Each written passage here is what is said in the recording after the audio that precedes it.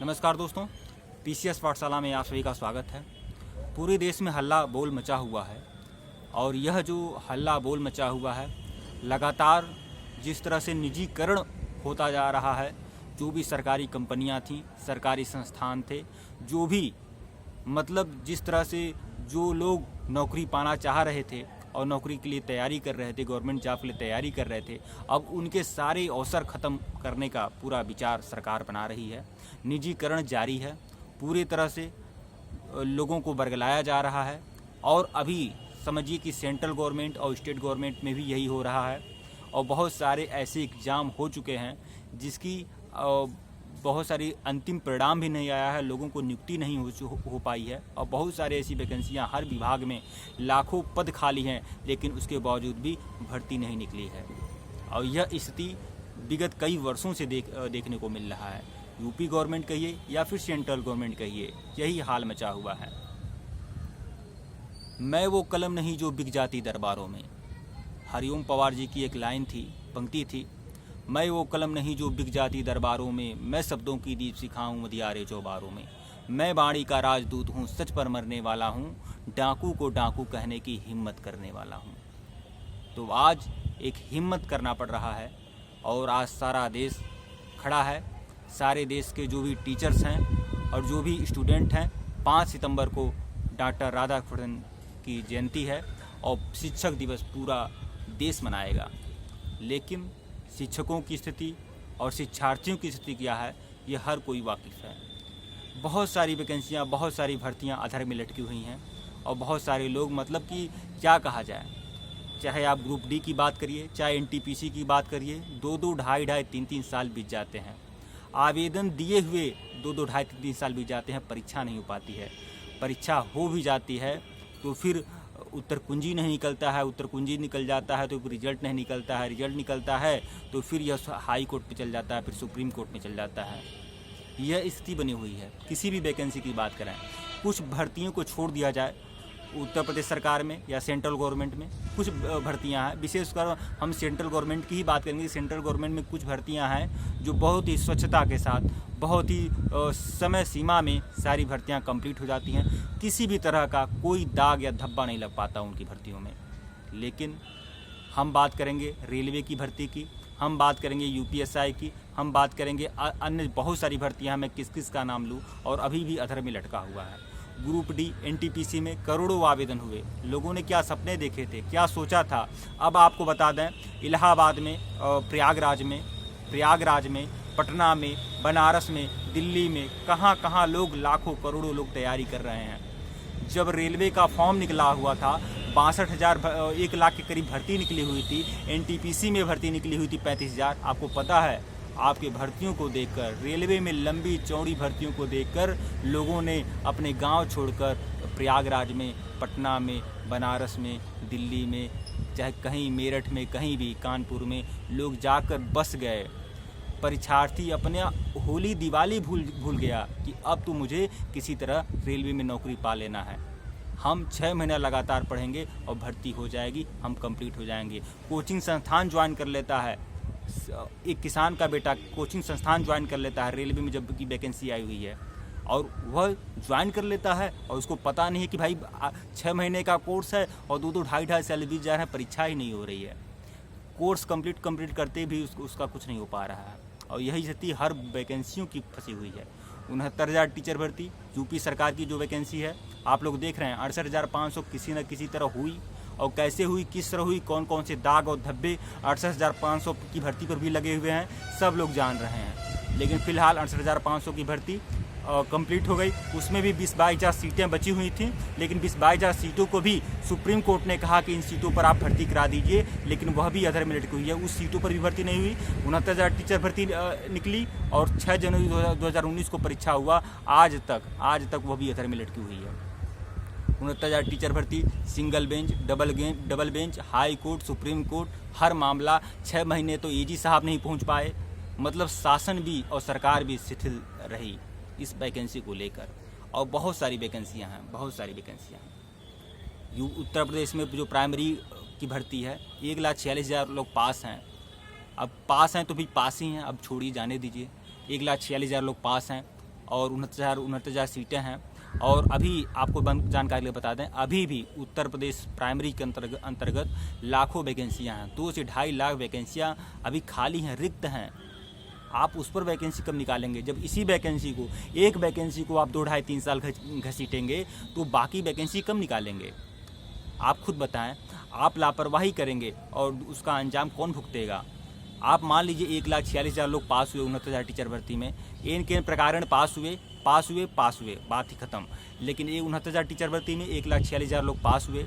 अगर यही पासिंग वाला जो रिजल्ट था आपका, 1,46,000 लोग पास हुए, उसी समय 6 जनवरी 2019 को परीक्षा लिए थे, उसी जनवरी या फरवरी में ही आप रिजल्ट निकाल दिए होते, तो इतने लोग जो अब अंतिम चयन सूची में नहीं आ पाए हैं, वह इतना फालतू भटके तो नहीं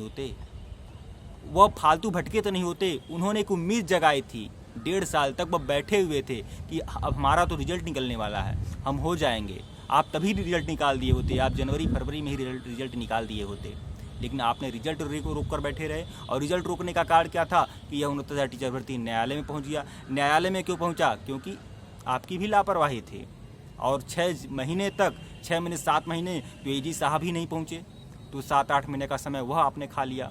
और इस तरह से आप खुद समझिए, एक बच्चा प्रयागराज में या दिल्ली में जाकर पढ़ाई शुरू करता है, 20-22 साल की उम्र में, 20-21 साल की उम्र में वह घर छोड़ देता है। मैं 20-21 साल ज़्यादा बोल रहा हूँ, कुछ लोग 18-19 साल में भी घर छोड़ देते हैं, पहुँच जाते हैं प्रयागराज, दिल्ली, पटना, बनारस, कानपुर, इलाहाबाद, कहीं भी, और पहुँच जाते हैं। और वहाँ पर वह जब तक 30, 32, 34, 36 साल के नहीं हो जाते हैं, तब तक तैयारी करते हैं। 14-14 साल आप तैयारी करवाते हैं। वनवास दे दिए हैं आप लोगों ने। 14-14 साल, 20-20 साल लोग तैयारी कर रहे हैं, तैयारी कर ही न रहे हैं। जब 38 और 40 साल के स्टूडेंट प्रतिभागी बनारस और प्रयागराज में हैं, तो यह कहा जा सकता है, मैं कई लोगों से मिला हूं जो 18 साल की उम्र में या 20 साल या इंटरमीडिएट कंप्लीट करने के बाद वह प्रयागराज में है, अभी भी प्रयागराज में है। इसका जिम्मेदार कौन है? क्या दिक्कत है नौकरियां देने में? नौकरी देने में बताएं क्या दिक्कत है? कोई एक जनप्रतिनिधि विधायक बन जाता है, सांसद बन जाता है, आजीवन वह पेंशन उठाता है। क्या आवश्यकता है भाई पेंशन का? क्या आवश्यकता है? अगर कर्मचारियों के लिए आवश्यकता नहीं है, अधिकारियों के लिए आवश्यकता नहीं है, तो उनको क्यों आवश्यकता है? क्या कभी विचार किया गया कि इस पेंशन को बंद क्यों नहीं कर दिया जाना चाहिए? क्यों आप कोई रूल नहीं ला सकते हैं कि 2014 की लोकसभा के बाद जो भी लोग आए, निर्वाचित होंगे, नए निर्वाचित होंगे, उन्हें पेंशन नहीं मिलेगा? बना दीजिए ना रूल।